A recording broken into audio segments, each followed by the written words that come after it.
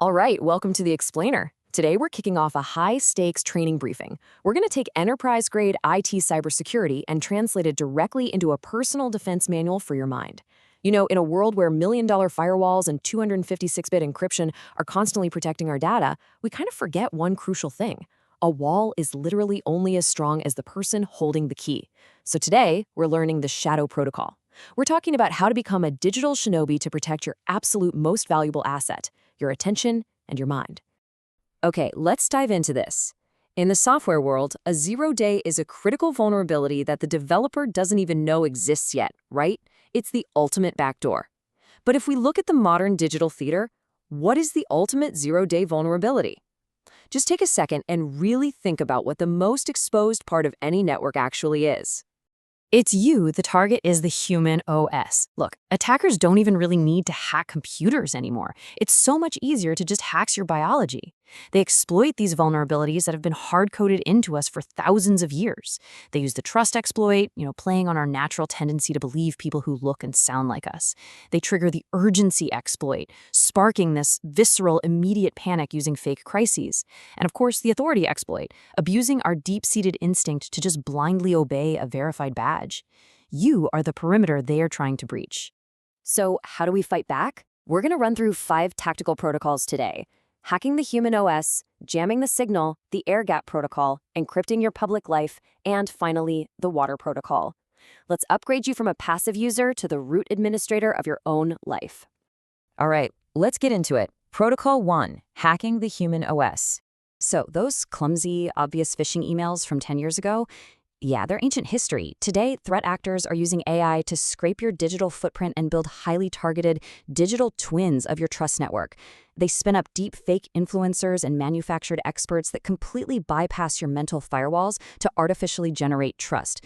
Take the engagement pod, for example. You might see a post and instantly notice 30 accounts commenting exactly what I thought. Within seconds. Guys, this isn't organic. It's a synchronized cluster of bots tricking the algorithm. They're literally building rapport as a service. And once they establish that fake trust, bam, that's when they inject the malware, the misinformation, the biased scripts, or the outright scams. To defend the perimeter against this, you have to execute a real-time packet inspection on every single new signal coming in. First up, verify the source IP. Can you actually verify the human sitting behind the hardware? Second, analyze the payload. Is this message designed to make you think, or is it just perfectly engineered to make you feel? And third, check the credentials. Who actually benefits from you believing this information? The absolutely crucial takeaway here is this. If the payload is purely outrage or pure urgency, it's a denial of service attack on your logic. Period. Drop the packet. Moving right along, Protocol 2, jamming the signal. In electronic warfare, if you want to jam a signal, you flood the receiver with high-amplitude noise so the real, true signal gets totally drowned out. Well, the modern attention economy is effectively doing that to you. It's a 24/7 distributed denial of service, a DDoS attack, aimed right at your brain. Every single app is demanding a piece of your processing power. They want your metadata and they want your attention. And by algorithmically encapsulating you based on every little thing you click, they trap you in a virtual LAN, a VLAN. It's an echo chamber where every node just reinforces your existing biases. It feels really comfortable, right? But it fragments your attention. You totally lose the ability to do deep work and you devolve into a thin client, basically just a predictable, empty shell responding to external commands. So we need to fix this. You need to adopt a Zero Trust Information Policy, STAT. Step 1, map your nodes for an hour. Track your social inputs, your news, even your human inputs. Step 2, audit the signal-to-noise ratio. Ask yourself, is this info actionable, signal, or is it just sensationalist noise? And step 3, execute the blacklist protocol. Find those high-noise nodes and run the drop command. Unsubscribe. Mute the accounts that are feeding you 90% outrage and 0% action. I promise you, you will literally feel your internal system temperature drop the second you clear out that static. That brings us to Protocol 3, the air gap protocol. Right now, your mind is basically living in the digital hot zone. You're always on, you're always connected. And look, if you stay in that hot zone indefinitely, your hardware is going to suffer from thermal throttling. We usually just call that burnout. To stop this, you need to implement 3 tiers of air gapping. First is the daily micro gap, 60 minutes of total signal silence. This is perfect to do while you're working out or doing physical training. Second is the weekly deep gap. You go completely dark for 12 to 24 hours just to process your own internal logs. Finally, the emergency lockdown. You trigger this immediately when you detect a severe internal breach, like a massive spike in anxiety. This offline time, it acts exactly like a system defrag. It moves the useful signals into long-term storage and completely dumps the trash. Okay, here is your actual mission for tonight. I want you to execute a level 1 air gap. Set a timer for 60 minutes, physically power down your phone and your laptop. Then initiate an analog task. Do some martial arts, clean your gear, go wrench on your car, whatever. But while you're doing it, I want you to monitor the withdrawal script running in the background. Notice the exact moment your mind pings looking for a device. That right there, that's the malware of addiction trying to call back to the server. Observe it, but do not grant it access. This proves to your OS that you are fully capable of functioning autonomously. No external validation required. Let's move to Protocol 4, encrypting your public life.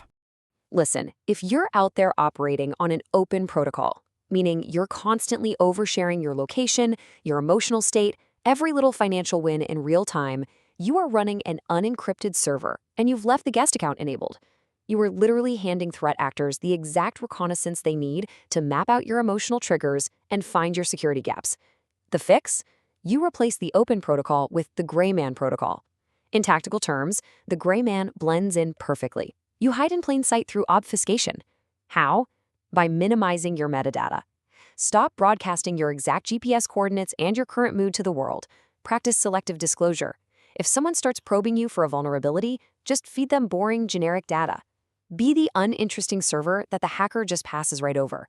Now, what about the people you actually do want to trust? Well, you use the handshake protocol to verify the security of those trusted nodes before you ever hand over your private key, which in this context is your core mission and your deepest values. So you test the perimeter, share a really small, non-critical piece of confidential information. Then you wait and monitor. Did it leak out through someone else? If it did, you analyze those results and you downgrade their access permissions immediately. You never ever broadcast your private key on a public network. And finally, Protocol 5, the water protocol. This is a beautiful concept that actually stems from the ancient traditions of ninjutsu. Think about water. It has no fixed shape, right? But over time, it can completely wear down a mountain. It doesn't fight an obstruction, it just naturally flows right around it. It's the ultimate philosophy of fluid adaptability when you're hit with sudden network surges or massive life crises. In IT infrastructure, the water element is load balancing. When a server gets slammed with a massive spike in traffic, a load balancer distributes that pressure across the network so the system doesn't crash into a kernel panic. Well, when life throws multiple heavy stressors at you all at once, if you try to process all of that stress in a single mental thread, you're gonna break down. You have to become a load balancer. So how do we actually do this tactically? First, you've got to stop the rigid response. Most people are completely brittle, like glass. The second a network interference event happens, they just shatter. Instead of doing that, redirect the flow. Find the gap, break that massive stress into smaller, manageable data packets by identifying the critical path. Ask yourself, what absolutely must stay online right now? Offload all the non-essential tasks. And here's a really powerful one. If you find yourself in a toxic environment, force yourself into the read-only state. Don't argue, don't write to the database, just observe. Refusing to react completely drains your opponent's energy, while you just smoothly flow right past them. This brings us to the core transformation we're aiming for today. We started out looking at the passive user, right? A hijacked node stuck in a VLAN of bias, totally burned out by the digital hot zone, oversharing unencrypted data, and just shattering under network surges. But by applying packet inspection, signal filtering, air gapping, encryption, and load balancing, you upgrade yourself. You become the root administrator. You are empowered, you are protected, and most importantly, you are fully autonomous. Water never stops moving. It may be diverted, it may be dammed, but its essence remains unchanged. Mastering these OSSD defenses guarantees that no matter how much network interference you face in this crazy modern attention economy, you are going to stay graceful, adaptable, and completely, firmly online. Which leaves us with one final, absolutely critical question.